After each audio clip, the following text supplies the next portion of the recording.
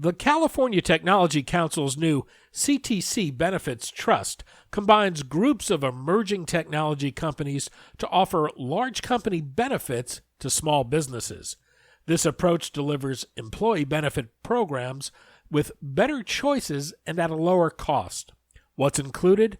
Medical, dental, and vision options are available with additional employer and employee online resources to support simplified enrollment and administration. To learn more, go to californiatechnology.org/join. That's californiatechnology.org/join. I'm Daniel Levine, and this is the Bio Report.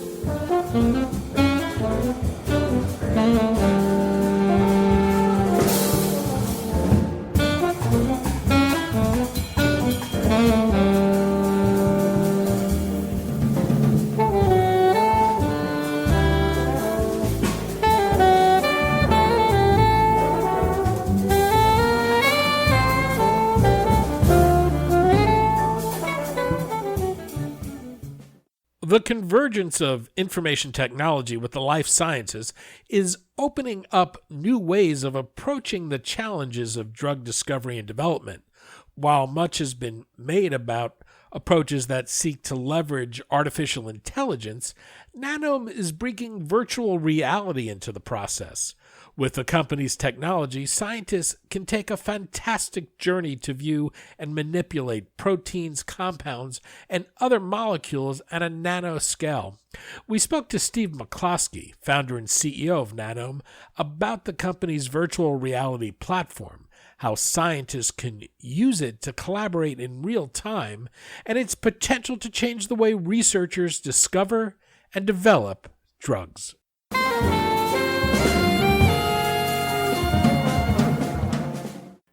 Steve, thanks for joining us.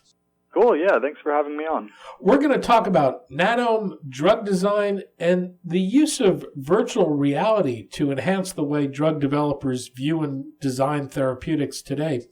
Perhaps you can begin with the role that a structural understanding of a therapeutic molecule works today. What's the process that's used to understand the structure of a molecule? Yeah, the structure of a protein molecule is extremely important for characterizing a disease and trying to come up with a solution for mitigating that disease. So determining the protein structure from a sequence is a very hard issue. It's the protein folding challenge. So many researchers will express that protein in a certain strain of E. coli. Given the sequence, purify that protein, and then crystallize it for X-ray diffraction or nuclear magnetic resonance. Also, cryo-EM is becoming a lot more popular to just basically shoot electrons through your sample and understand the structure that way. But that still needs some improvement in resolutions, but we're kind of seeing that on the horizon. Why does that information matter? How do drug developers use it? Yeah, so once you have that information, you like understanding the pattern that you need to fill in. And so if you're able to see the three-dimensional concavities and see which parts of the structure are of significance and importance and which part binds with another protein in order to form something, like a capsid or a membrane layer, the more that you understand structurally, the more insight that you have on how you could try to change things and do things a bit different, whether it's putting a small molecule in between some proteins or filling in a protein pocket and putting an inhibitor in there. So understanding that three-dimensional protein structure is very important for designing drugs and new therapeutics. It is a three-dimensional object. Most of the renderings I think people see of molecules, though, are two-dimensional. Is there a gap in the way people think about these structures and view them versus their reality? Yeah, definitely. There's kind of this multi-dimensional problem here because it really starts as a one-dimensional piece of information that folds into a three-dimensional structure. So, that one-dimensional sequence of amino acids folds into this 3D structure. But when we look at that 3D structure on a 2D screen, if it's a static image and it's not moving, we don't really understand the full picture. We just see a single snapshot of a 2D image. But then what researchers do, at least historically, is they need to rotate that and move that around on a 2D screen in order to have somewhat of an understanding of depth perception and three-dimensional structure. But with virtual reality, you actually don't need to move it. You have full stereoscopic understanding of the structure immediately. And then when you do move the protein, you could actually, play back simulations of the protein moving over time. And so this gives you even greater insight as to, how this three-dimensional structure of the protein will change over time. And so it's just so much more insight that you gain towards the understanding of the structure when you use, new technology like virtual reality compared to traditional 2D screens or even traditional 3D monitors. How broadly useful is structural information about a molecule today, and is there value in somehow expanding who has this information? Oh, definitely. Yeah, there's over 122,000 solved protein structures on the RCSB protein data bank, and really more emerging every day as researchers crystallize and upload new structures. But having that information accessible to everyone through these online databases means that anyone could start looking at these structures and trying to gain their own insights on how they could come up with novel therapies and novel drugs that target it. I think that there was a recent survey that came out, and I believe most of the drugs, over 50% of all the drugs that were approved in the last 10 years, had some sort of a protein structure target that was determined. So this is a very critical piece of technology that researchers in large pharmaceutical companies, universities, research organizations, they all use these three-dimensional protein structures in order to help come up with new small molecules or large molecule proteins to work with the disease and develop a better therapeutic for it. When I think of the visualization of these molecules, I think of it in terms of information about how a drug might bind to a target. What are the other types of information, from a lay perspective, that people can gain from the visualization of a molecule? Yeah, definitely the binding of different proteins to each other, the binding of small molecules to large protein targets, the movement and the interactions of proteins happening over time, because it's not always a three-dimensional cave or a lot of people use the lock and key analogy, because the lock is also moving over time. And so there's different parts of the protein structure that could even be snapping together and kind of wiggling around and moving around. And so the more bandwidth that humans have to understand these structures, the more insight and the more processing that we're able to do. And so when you look at things on a 2D screen, we're very bandwidth limited as the amount of information that we're understanding per second. But when we use both of our eyes in the full stereoscopic virtual reality application, then we have a lot more bandwidth to understand what's really going on.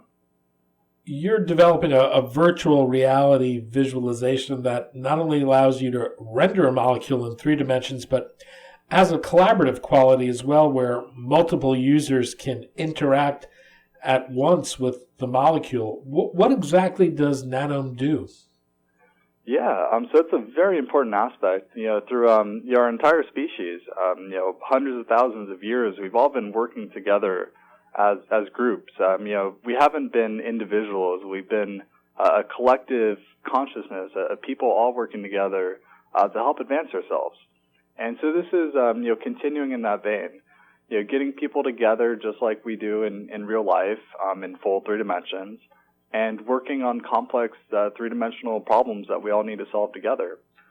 So at Nanome, we're developing an application that allows you to import different molecular structures, modify them, link up simulation software to run calculations and simulations, and collaborate with anyone around the world. So, all you need is an internet connection. You throw on a headset in San Diego, somebody else throws on a headset in Switzerland, and it's like you're right next to each other, working on these molecular structures together. What information does the system need to render a molecule? Yeah, so, the 122,000 proteins on RCSB Protein Data Bank are stored in very common file formats, such as MMSIF, which is a macromolecule crystal information file, SDF, structural data format, or PDB, which is just protein data bank. All of these formats are very similar. They're essentially a text document, kind of like a Word document, that just has a list of atoms and coordinates and other information like that. And we take that text information and we use that to parse it into full three-dimensional structures. So, just a list of atoms, coordinates, atoms' names, carbon, oxygen, nitrogen, things like that. So long as we have that information, then we could really get started and render that in virtual reality and allow you to edit it as well. And how much expertise or training does someone need to use the system? Yeah, we have the full spectrum. So, we really focus on developing a tool that is professional, that will help out, researchers at large pharmaceutical companies develop better drugs, develop better medicine, really building off of all the knowledge that we've been collecting in the past, 50 years of this computational drug discovery. So we go and we try to make this professional tool. But with virtual reality, we have a really great opportunity to make it accessible to everyone. So we've seen children, as young as elementary school children, trying out our application with ease and, pulling up protein structures, blowing up DNA and making it huge, modifying chemicals and kind of building their own molecules. So it's all ages, really trying to get the professional level tool out to everyone and really empower the next generation of scientists to get started early. And if I understood correctly, you're using fairly off-the-shelf equipment to do this, the Oculus Rift, Windows 10 Professional. How expensive is it for someone to dive into this world and get up and running with it? Yeah, so we definitely leverage all the off-the-shelf consumer hardware, gaming hardware, whatever is available. So the Oculus Rift, the Rift S are really great options to plug into your desktop. The HTC Vive and the Windows Mixed Reality headsets as well. The Windows Mixed Reality headsets, I think I've seen them for less than $200 now. So if you already have a computer that could play a video game, then $200 is kind of the minimum where you could plug that in. But if you don't already have a computer and you just wanted a VR headset that did everything, they just came out with the Oculus Quest, and that's $400. The computer's built in, the tracking's built in, the controllers come with it, and so really that's it. $400, and anyone could get started, analyzing these complex proteins and building their own chemicals.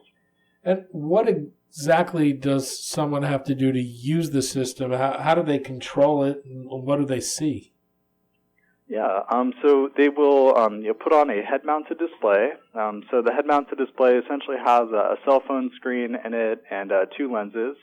And then your left and your right eye each get a different image. And it's very similar to how we see the world around us. Because the left and the right eye each have a different viewpoint and different image, we see in the full 3 dimensions like we would in real life. So you put on the head-mounted display. It's kind of like a helmet or ski goggles. And then you pick up these controllers or wands.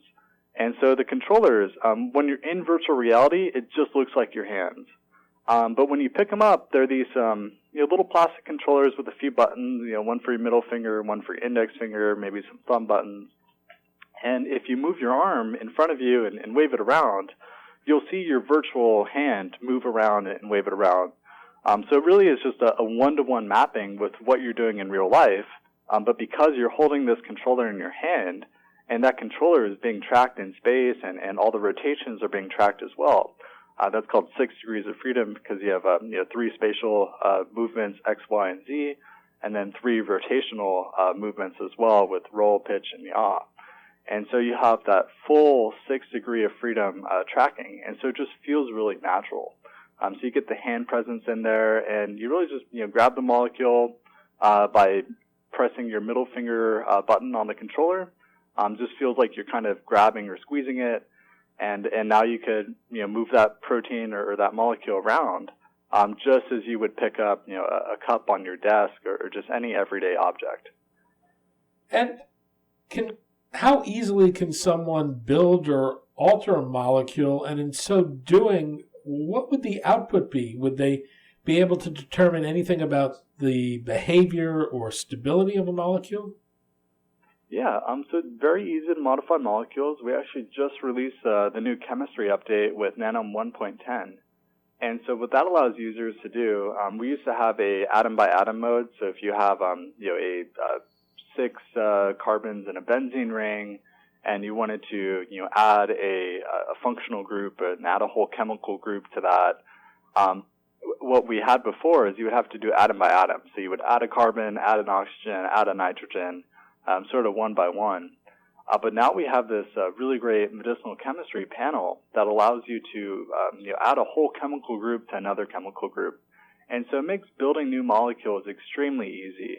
We have energy force fields that will auto-minimize the structure. So if you are drawing things in 3D and the bond is a little bit too long, or your thing's a bit twisted and doesn't make sense, the energy minimization will actually find a good structure for you, or find a good energy landscape. So it just minimizes all the atoms, bring them close together if they're too far apart, pushes them further apart if they're too close together. And so that's just being applied automatically. You don't need to write your own force field potentials and scripts. So that's just automatic as you're building. And then for calculating the properties of the molecule, we actually link up third-party software. There's a ton of software out there. Autodoc SMENA is a really great application, for instance, that allows you to design a new chemical and then score that molecule with a particular protein. So if you have a protein target, you have this three-dimensional concavity binding pocket, and you're trying to come up with these new molecule structures. Very easy to come up with new ones and modify things on the fly. But then in terms of deriving results, you would use that plugin, the Autodoc SMENA plugin, to then calculate how well your new molecule is binding with your protein. And so we're all about just enhancing users, and kind of there's a popular term thrown around in the artificial intelligence world called centaur approach, where it's the best chess player in the world isn't a pure computer, IBM Watson. It isn't Gary Kasparov and just a pure human. It's actually a team of humans and supercomputers working together to determine what the best chess moves are. And so that's the model that we're seeing in computational chemistry right now as well. It's not just chemists coming up with random structures on their own. It's not just AI backend black box kind of coming up with random structures on its own. It's really these humans that work with computers in an effective way to come up with unique solutions. And so we're very much in line with that Centaur model, where we want to augment humans working on these issues and link up very complex computational chemistry software, docking software, molecular dynamics software, all the software that traditionally has been very hard to use. We want to make it easy, as easy as clicking a few buttons, and give the humans the insight that allows them to unleash their creativity and leverage the computational resources in a way that just speeds things up tremendously. And how does that go from the virtual world to the real world? How does a chemist or structural biologist take what they've discovered manipulating a molecule in virtual reality and then using it to manufacture it in the lab and test it? Yeah, so there's a few companies out there that I've seen that once you have your chemical structure determined, you've made some choices in virtual reality, you've added some chemical groups to your molecule, and you've done a few things. It'll actually give you synthesis pathways. One of the popular ones, I think they got bought by Sigma, but they were called Chematica. And there's several other pieces of software very similar. That once you have that end result, that computational structure, that blueprint that you want, it'll give you 50, 100 different ways to synthesize it with different chemical reagents. So it'll say mix A with B, and then mix C in there. It'll just automatically give you ways to synthesize it. And so instead of, traditionally you would need to have all the knowledge on how exactly you would need to synthesize this. That part has already been, automated by computer software, where you don't need to be a traditionally trained chemist. You just need to be a really great pattern recognizer and pattern solver. And then once you've come up with a creative solution, validate it through computational techniques, then you could go back and figure out ways to synthesize it in the lab. And then to take it a step further, we've actually seen some really innovative companies out there that are working on automated labs where the robots will synthesize it for you. And so what we're really approaching is this full automated pipeline where, once you come up with your 3D structure of the chemical in virtual reality, you will basically be able to just, upload it. The software will figure out ways to synthesize it. The robots will mix the chemicals for you, and then they will output the chemical. And then I think that the future model after that is, once they have synthesized the chemical in real life, using the robots to then, test it on different cell cultures and assays and really get more validation for how things are working with, real life samples. Well, where would this ideally sit in the drug discovery process, and how might it improve the way things are done today?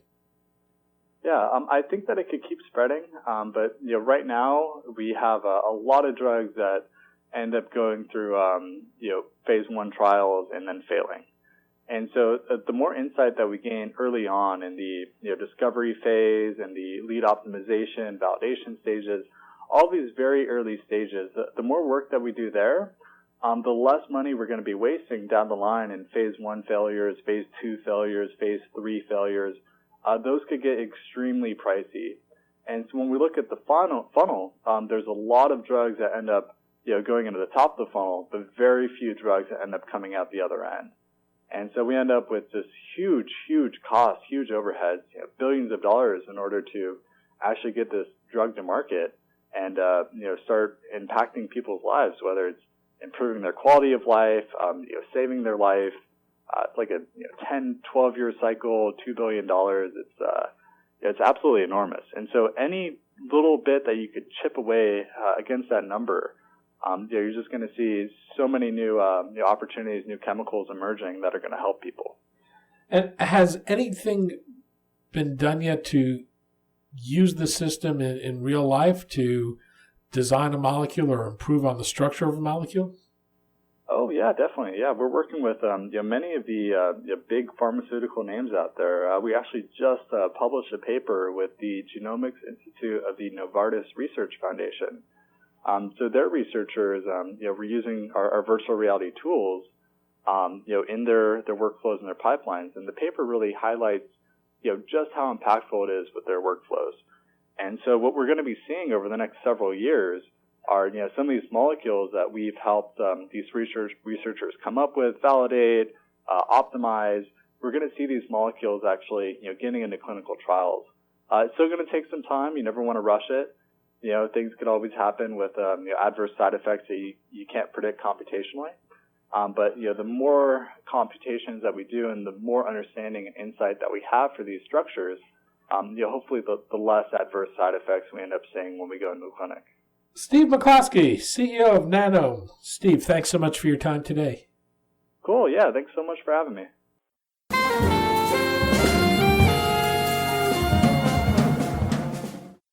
Thanks for listening. The Bio Report is a production of the Levine Media Group. To automatically download this podcast each week, subscribe to our RSS feed or through iTunes or other podcast manager. To join our mailing list, go to levinemediagroup.com. We'd love to hear from you. If you want to drop us a line or are interested in sponsoring this podcast, send an email to danny@levinemediagroup.com. Special thanks to Jonah Levine, who composed our theme music, and the Jonah Levine Collective, which performs it.